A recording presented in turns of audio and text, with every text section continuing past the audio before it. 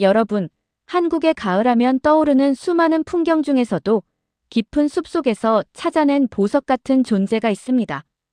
바로 숲속의 다이아몬드라고 불리는 송이버섯입니다. 오늘은 이 자연이 허락한 최고의 선물, 한국 송이버섯에 대한 모든 것을 완전 정복하는 시간을 가져볼까 합니다. 과연 송이버섯이 왜 그렇게 귀하고 사랑받는지 함께 깊이 파고들어 보시죠. 송이버섯은 그야말로 임금님 버섯이라는 별명이 아깝지 않은 식재료입니다. 학명은 트리콜로마 마츠타케인데요. 특히 우리 동북아시아 지역에서는 그 독보적인 향과 식감 때문에 최고의 귀한 식재료로 손꼽힙니다. 송이 특유의 솔향과 씹을수록 느껴지는 단단하면서도 부드러운 식감은 다른 어떤 버섯에서도 찾아볼 수 없는 특별함이죠. 과거부터 왕실 진상품으로 올랐을 만큼 귀한 대접을 받아온 이 버섯의 매력에 빠져보시죠. 송이버섯이 왜 그렇게 귀한지 아십니까? 바로 100% 자연산이기 때문입니다.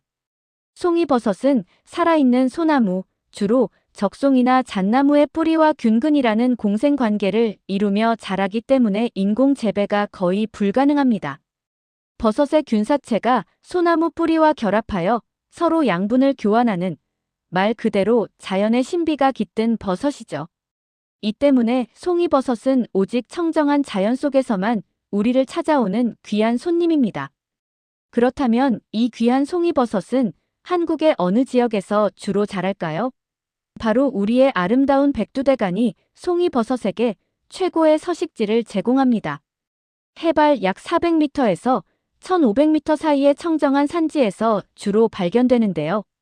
대표적인 산지로는 강원권의 양양과 인제, 그리고 고성, 속초 일대가 손꼽히며 이곳은 국내 송이 품질과 생산량 면에서 최고로 인정받는 지역입니다. 또한 경북권에서는 봉화, 울진, 영주, 영양 등의 태백산과 소백산 자락이 유명한 송이 산지로 알려져 있습니다. 이 지역들은 깨끗한 공기와 적절한 기후 조건으로 최고급 송이를 선물합니다. 송이버섯 농사는 기후가 짓는다고 해도 과언이 아닙니다.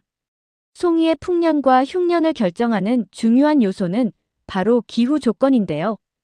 여름철에 충분한 비가 내려 토양의 수분이 충분히 공급되어야 하고 가을철, 특히 9월과 10월에 일교차가 10도 이상, 밤 기온이 19도 이하로 크게 떨어지는 날씨가 지속되어야 송이가 잘 발생합니다.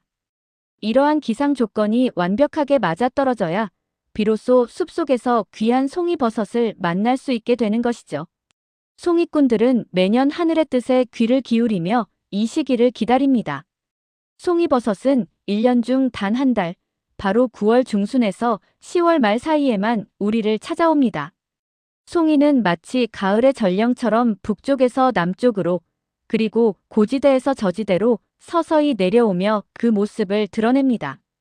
특히 9월은 남부와 동해안 지역에서, 10월은 내륙 고지대와 북부 산지에서 본격적인 채취가 이루어지는 골드존이라고 할 수 있습니다. 이 짧은 기간 동안만 최상의 향과 맛을 지닌 송이를 맛볼 수 있으니 이 시기를 놓치지 않으시길 바랍니다. 송이버섯 채취에는 발생 후 3일의 법칙, 즉 골든 타임이 있습니다. 송이버섯은 갓이 아직 완전히 벌어지지 않은 상태에서 채취하는 것이 가장 품질이 좋습니다. 이때가 바로 1등급 송이로 분류되며 향과 식감이 최고조에 달합니다. 하지만 갓이 활짝 펴지고 포자가 비산된 후에 송이는 3등급 이하로 분류되는데 향이 약해지고 벌레 머금이 심해져 상품 가치가 크게 떨어집니다. 따라서 송이의 상태를 정확히 파악하고 적기에 채취하는 것이 무엇보다 중요합니다. 자, 그럼 이 귀한 송이버섯을 어떻게 찾아야 할까요? 송이 고수들은 송이 눈을 찾으라고 말합니다. 송이버섯은 지표면 아래에서 자라다가 땅을 밀고 올라오는데 이때 지표면의 솔잎이 살짝 솟아오르거나 미세한 균열이 생기는 흔적을 송이 눈이라고 부릅니다. 이 작은 단서를 놓치지 않고 유심히 관찰하는 것이 송이를 찾아내는 핵심 비법입니다. 숲속을 거닐며 땅바닥을 자세히 살펴보는 연습을 하다 보면 여러분도 어느새 송이 고수가 될 수 있을 겁니다.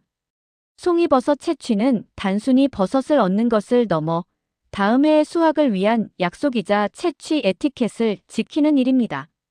송이 균사는 지표면 바로 아래수 센티미터 깊이에 그물처럼 퍼져 있습니다. 따라서 채취할 때는 무분별하게 삽질하거나 발로 차는 행위는 절대 금물입니다. 최소한의 흙만 제거하고 송이를 조심스럽게 채취한 후 그 자리에 주변의 솔잎과 흙을 다시 덮어 균사를 보호해 주어야 합니다. 이렇게 균사를 잘 보호해야 내년에도 건강한 송이버섯을 다시 만날 수 있습니다. 지속 가능한 채취는 우리 모두의 약속입니다. 송이버섯은 단순한 맛있는 식재료를 넘어 자연이 준 귀한 영양제입니다.